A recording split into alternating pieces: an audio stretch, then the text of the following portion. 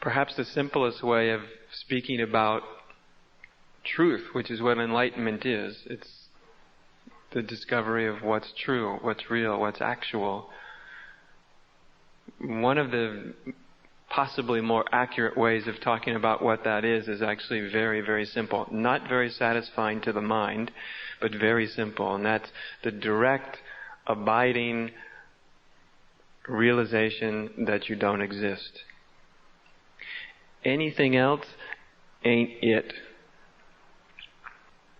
When you realize that you don't exist, that you never did exist, and that you won't exist, then you can be said to making whatever spiritual progress is, you've just made some.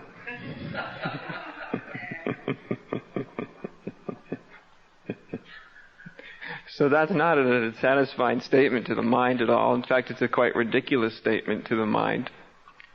There couldn't be a more ridiculous statement to the mind, I suppose, that you don't exist, because you just looked down at your toes and would insist that you exist. Of course, I would insist that you don't.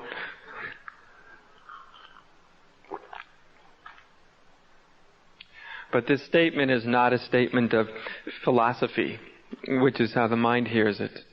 The philosophy of I don't exist. It's the direct experience. It's an experience that's translated into words, into language. The language isn't really the truth, but it's much closer to put in language that you don't exist than that you do. It's much closer to the truth. When you actually examine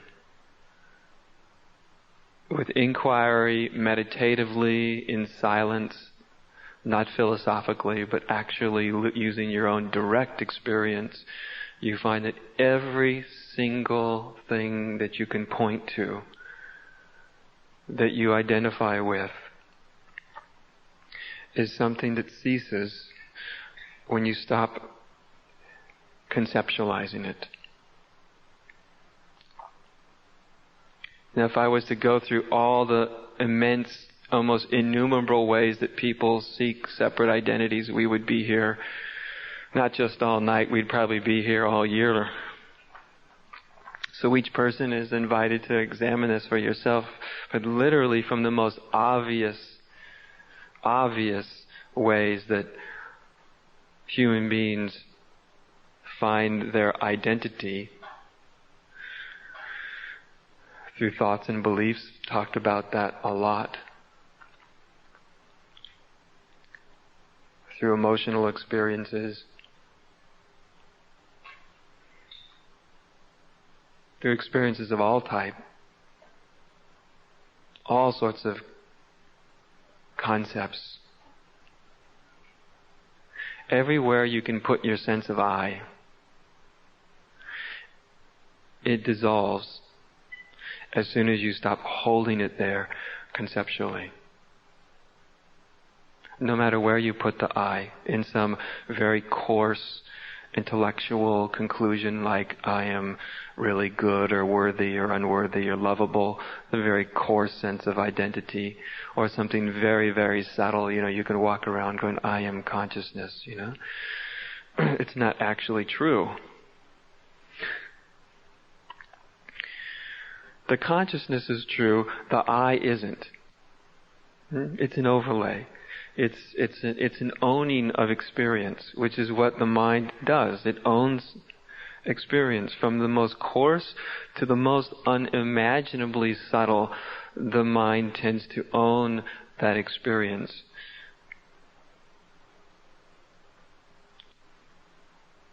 But all of the ownership is in the mind.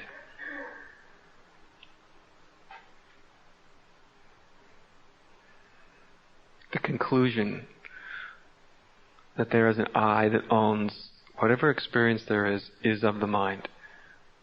You're, of course, programmed to have a certain sense of ownership. Your biology needs a certain sense of ownership to function. Without any sense of ownership in your biology, your cells wouldn't really know how to act, and you wouldn't know who's calling. You wouldn't ever turn your head when somebody called your name. So there's a certain sense of ownership that comes as a part of consciousness. You ever notice that whenever you're conscious, for most people there's a sense of ownership. I'm conscious. I'm here.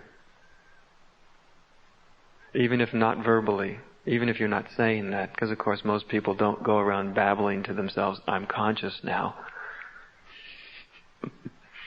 But they feel that.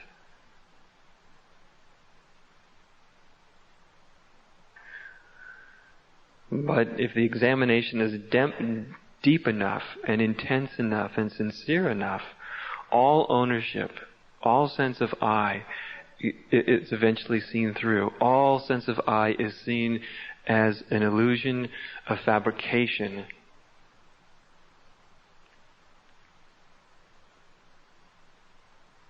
And of course, like I said, what I'm speaking isn't philosophy. It's an invitation to find out for yourself. Right? This isn't theology 101. This is find out for yourself 101. And when you look at it, you'll see everything you could identify as self doesn't have a self until your mind inserts self into it. Your body doesn't even have a self until you insert a self into it. But really, it's just different ways of pointing out, pointing towards the truth of you.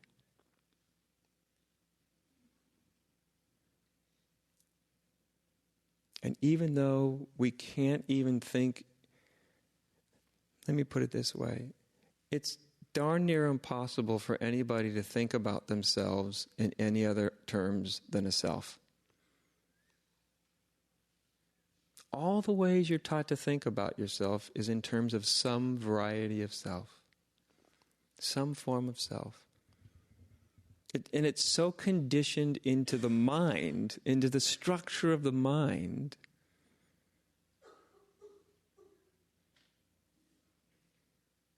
to think about you in terms of a self. Try to think about yourself in some other terms other than a self. You can't, you just stop. It stops your mind.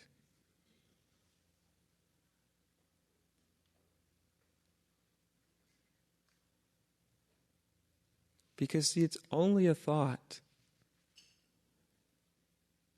that's convinced anybody that they are a self at all.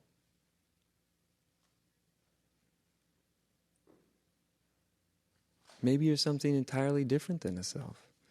Small self, unlimited self, transcendent self.